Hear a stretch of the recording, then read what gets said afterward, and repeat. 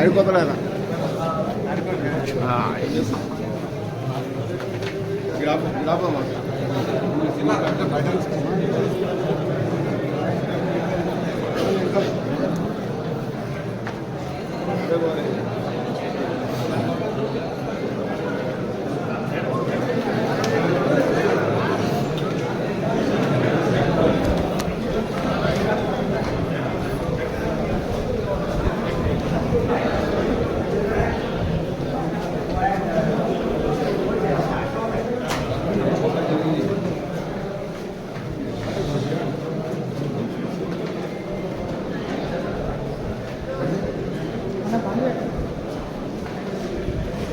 మన బండి ముందు పెట్టు కాన్వాయ్ బాగా వస్తుంది మన బండి ముందు పెట్టించు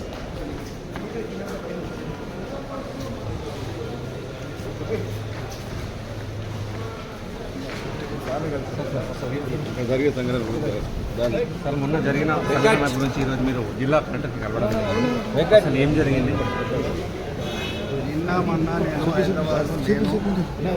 జరిగిన సంఘటన మీద కలెక్టర్ గారు అసలు ఎట్లా జరిగింది, ఎవరెవరు ఏ విధంగా అక్కడ వారిని ఊర్లకు తోలుకుపోయే విధంగా ప్రేరేపించారు అనే విషయం మీద నేను అడిగి తెలుసుకోవడం జరిగింది. మిగతా విషయాలన్నీ కలెక్టర్ గారు, ఎస్పీ గారు వాళ్ళు చట్టపరంగా మిగతా చర్యలు తీసుకుంటారు. సార్ లగచర్లలో టీఆర్ఎస్ పార్టీ కార్యకర్తలకి టార్గెట్ చేస్తున్నారని చెప్పి సమాచారం ఉంది.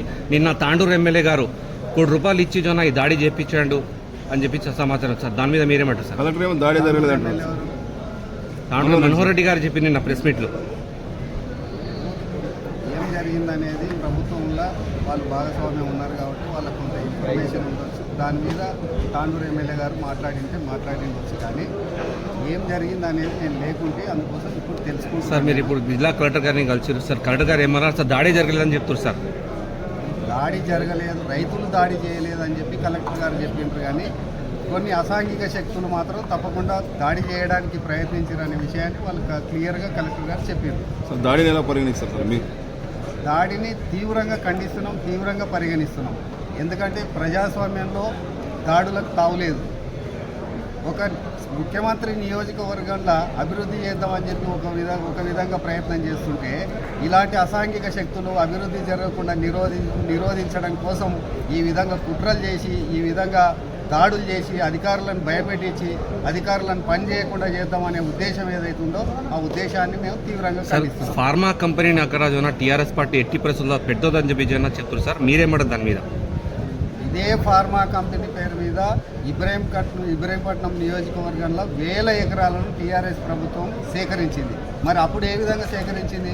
ఇప్పుడు ముఖ్యమంత్రి కాన్స్టిట్యున్సీ తన నియోజకవర్గాన్ని అభివృద్ధి చేద్దామని చెప్పి వేలాది మంది, వందలాది మంది యువకులకు ఉద్యోగాలు ఇప్పిస్తామని చెప్పి ముఖ్యమంత్రి గారు ప్రయత్నం చేస్తుంటే ఈ విధంగా అడ్డుకోవడం అనేది కేటీఆర్కు, హరీష్ రావుకు ఇది తగదు. సార్ ఇంకోసారి ఏమైనా ఆలోచన చేస్తున్నారా సార్ ఫార్మా కంపెనీ? ఏ విధమైన బట్టి వెనుకడుగు వేసే ప్రసక్తి లేదు. అక్కడ తప్పకుండా ఇండస్ట్రీస్ వస్తాయి. ఫార్మా కంపెనీ కాదు, ఇంకా రకరకాల ఇండస్ట్రీలు వస్తాయి. అక్కడ పారిశ్రామికంగా చాలా ముందరికి తీసుకుపోయి చేసి అభివృద్ధి చేయడం జరుగుతుంది. సార్ కాంగ్రెస్ పార్టీ టీఆర్ఎస్ నాయకులని, మాజీ ఎమ్మెల్యేలను టార్గెట్ చేసి ఈరోజు భయమంత్రాలు చూసి అక్రమ అరెస్టులు చేసిన ఈరోజు నరేందర్ రెడ్డి గారు కూడా అరెస్ట్ అయింది. దాని మీద మీరేమంటారు సార్? నిన్ననే నేను టీవీలో చూసిన ఐజీ గారు దాని మీద క్లియర్గా ప్రతిస్పందించారు. ఎవరైతే ఆ ఇన్సిడెంట్లో ఎవరెవరికి కొని అందరినీ ప్రశ్నించి దాంట్లో ఎవరికి అయితే భాగస్వామ్యం లేదో వాళ్ళందరినీ సగౌరవంగా ఇంటికి పంపించడం జరిగింది. ఎవరైతే ఇన్వాల్వ్మెంట్ ఉన్నారో వాళ్ళని చట్టపరంగా తప్పకుండా యాక్షన్ తీసుకోవడం జరుగుతుంది. ముఖ్యమంత్రి మీరు సోదరిగా అక్కడ కొడంగల్ నియోజకవర్గం వికారాబాద్ జిల్లాలో ఇటువంటి సంఘటనలు జరగడం రాష్ట్ర వ్యాప్తంగా ఇది అంతా చర్చ జరుగుతుంది సార్, దాని మీద మీరు ఏమంటారు సార్? ఇది చాలా దురదృష్టకరం. దీంట్లో టీఆర్ఎస్ శక్తులు, యుక్తులు అన్నీ పనిచేసినాయి. వాళ్ళందరూ కలిసి ఈ విధంగా ప్రయత్నం చేసి కొడంగల్ నియోజకవర్గాన్ని, ముఖ్యమంత్రి పేరు ప్రతిష్టలను భంగం కలిగియాలనే ఉద్దేశంతో హరీష్ రావు, కేటీఆర్ ఈ విధంగా ప్లాన్ చేసి ఈ విధంగా అడ్డుకుంటున్నారని చెప్పి చెప్తున్నారు. సార్ ఇప్పుడు అక్కడ రైతులు కాదు అరెస్ట్ అయ్యేది, టీఆర్ఎస్ కార్యకర్తలు అని చెప్పి ఈరోజు మహేష్ రెడ్డి గారు చెప్తున్నారు, ఆనంద్ గారు చెప్తున్నారు సార్, మీరేమంటారు? మహేష్ రెడ్డి గారు చెప్పినా, హరీష్ రావు చెప్పినా, కేటీఆర్ చెప్పినా, ఏ టీఆర్ఎస్ కార్యకర్తను ఎవరిని వేలాది మంది టీఆర్ఎస్ కార్యకర్తలు ఉన్నారు కొడంగల్, వాళ్ళందరినీ అరెస్ట్ చేస్తున్నారా? ఆ ఇన్సిడెంట్లో ఎవరెవరికి భాగస్వామ్యం ఉందో వాళ్ళని మాత్రం తప్పకుండా టీఆర్ఎస్ కార్యకర్త కావచ్చు, ఇంకెవరైనా కావచ్చు, ఏ అసాంఘిక శక్తి అయినా కానీ వదిలిపెట్టే ప్రసక్తి లేదు సార్. అక్కడ గ్రామాలలో ఇంటర్నెట్ సర్వీస్ తీయడం కానీ, అక్కడ తాండావాసులను భయభ్రాంతులకు గురి చేయడం కానీ మీరు ఎలా చూస్తారు సార్? భయభ్రాంతులకు గురి చేయడానికి ఏముంది? ఎవరంతా వాళ్ళు అర్ధరాత్రి అరెస్టులు ఎలా చూస్తారు? అరెస్టులను ఖచ్చితంగా అరెస్ట్ చేయాల్సిందే. ఎవరికైతే పాత్ర ఉందో వాళ్ళని తప్పకుండా అరెస్ట్ చేయాలి. ఎందుకు చేయదు? అభివృద్ధి చేస్తుంటే అభివృద్ధి చేసి నిరోధకులను తప్పకుండా చట్టపరంగా నీకేదన్నా ఇబ్బంది ఉంటే బాజాప్తా కలెక్టర్ గారు ఎప్పుడైనా ఆఫీస్కి రావచ్చు, కలెక్టర్ గారికి చెప్పవచ్చు, ప్రభుత్వానికి చెప్పవచ్చు, ఎవరికైనా చెప్పవచ్చు. కానీ దాని ముసుగులా మేము దాడులు చేస్తాము, అధికారులను భయపెట్టిస్తాము, కలెక్టర్ను కొడతాము, చంపుతాము అనే విధంగా మీరు ఒకసారి గమనించండి, వీడియోలు చూడండి. ఎంతెంత రాళ్ళు తీసుకొని కార్ల మీద వేసినరో మీకు చూస్తే తెలుస్తుంది. ఇట్లాంటి వాటిని కూడా హరీష్ రావు, కేటీఆర్ ప్రోత్సహిస్తామంటే మరి హరీష్ రావు, కేటీఆర్ కూడా మల్లన్న సాగర్లా వందలాది మంది రైతులను రాత్రంతా ఊర్లు తిప్పి కొట్టి చేసి ల్యాండ్ అక్విజిషన్ చేసిరు. ఇప్పుడు అట్లా ఏమైనా జరుగుతుందా?